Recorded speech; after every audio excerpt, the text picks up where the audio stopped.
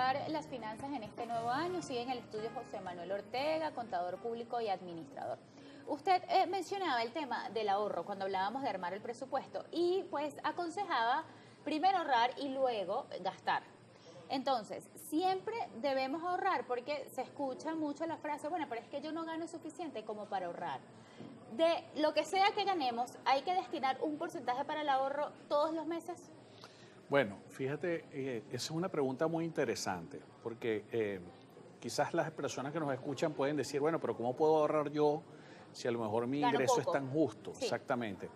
Pero siempre, si hacemos un análisis de nuestros gastos o de nuestros egresos, pues hablando en términos financieros, siempre va a haber algo que es un gasto dispendioso que a lo mejor pudiéramos eliminar. Fíjense, la única forma de tú poder identificarlo, como decíamos antes de la pausa, es que tú lo puedas medir. Es decir, por ejemplo, si yo sé que tengo un gasto de algo que no es esencial y que yo considero de alguna manera que puede ser eventual, yo lo cuantifico, veo cuánto es, veo con qué frecuencia incurro en ese gasto y luego al final del mes me doy cuenta cuánto efectivamente gasté en eso. Y ahí te puedes dar cuenta que a lo mejor ese puede ser tu primer elemento de ahorro y empiezas por pequeñas cosas, es decir, suprimes ese pequeño gasto y te vas a dar cuenta cuánto al final de mes lograste ahorrar. Ese es un ejercicio fantástico porque de alguna manera cuando el recurso es abundante, pues bueno, eso no hay este problema, pero cuando el recurso es escaso, es la mejor forma de poder empezar a ahorrar. Deberíamos tener un fondo para emergencias porque es importante.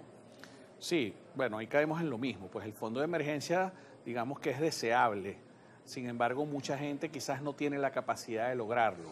Por ejemplo, ahorita hay empresas de seguro que están ofreciendo unos productos que a mí me parece que son estupendos, son productos muy económicos y que probablemente estén al acceso de la mayoría de las personas y a lo mejor eso pueda constituirse en tu fondo de emergencia.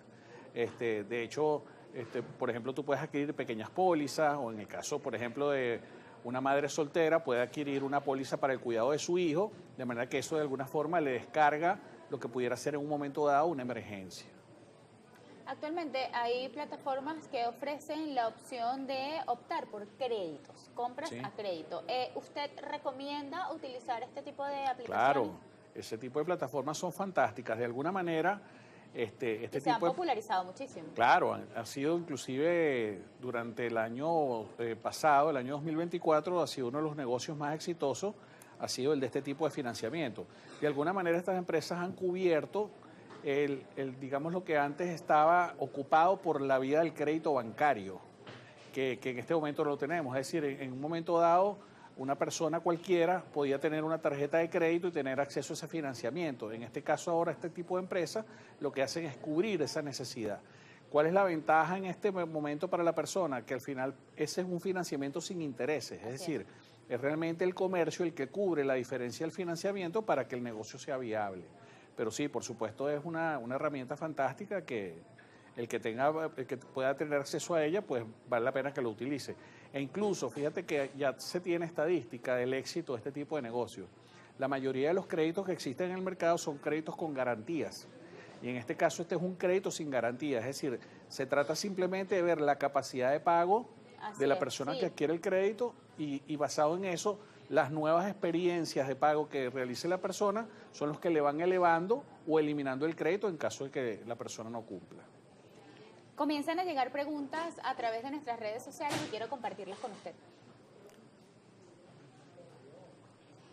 La señora Carol Montilla, ¿cuáles son las estrategias más efectivas para establecer un presupuesto personal?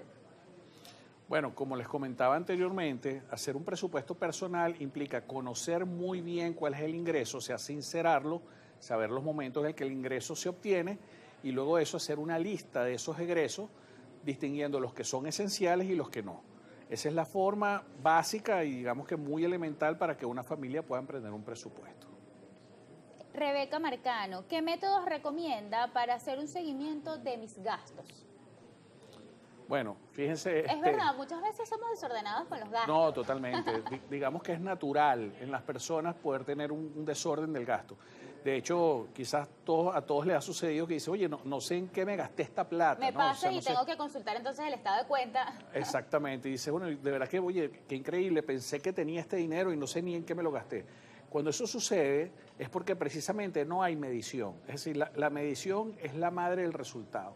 Si tú mides todo lo que va sucediendo, tú en un momento dado puedes saber qué está pasando y por tanto puedes controlarlo.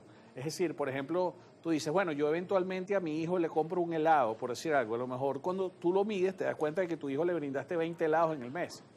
Entonces a lo mejor tú pensabas, no, eventualmente a lo mejor yo pensaba que yo le brindaba 4 helados.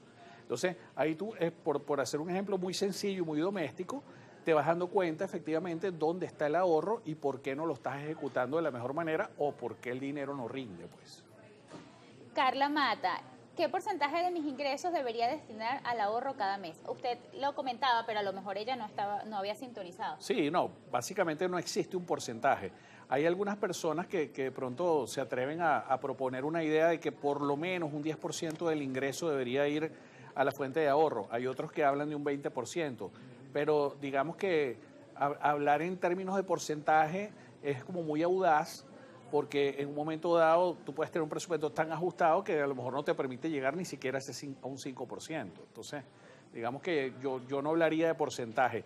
Yo diría que lo más importante es que, como dijimos antes, traten de identificar cuáles son aquellos gastos de los cuales puedes prescindir y empieces por los más pequeños a los más grandes. Y ahí vas ampliando hasta dónde llega tu capacidad de ahorro. Y ahí, bueno, tú mismo vas a determinar cuál es el porcentaje necesario de tu ahorro. Muchísimas gracias. Vamos a hacer una nueva pausa. Estamos conversando sobre cómo administrar las finanzas en este 2025. Converso con José Manuel Ortega, contador público y administrador. Usted puede hacer sus preguntas a través de nuestras redes sociales, AM por GB en Instagram. Ya volvemos.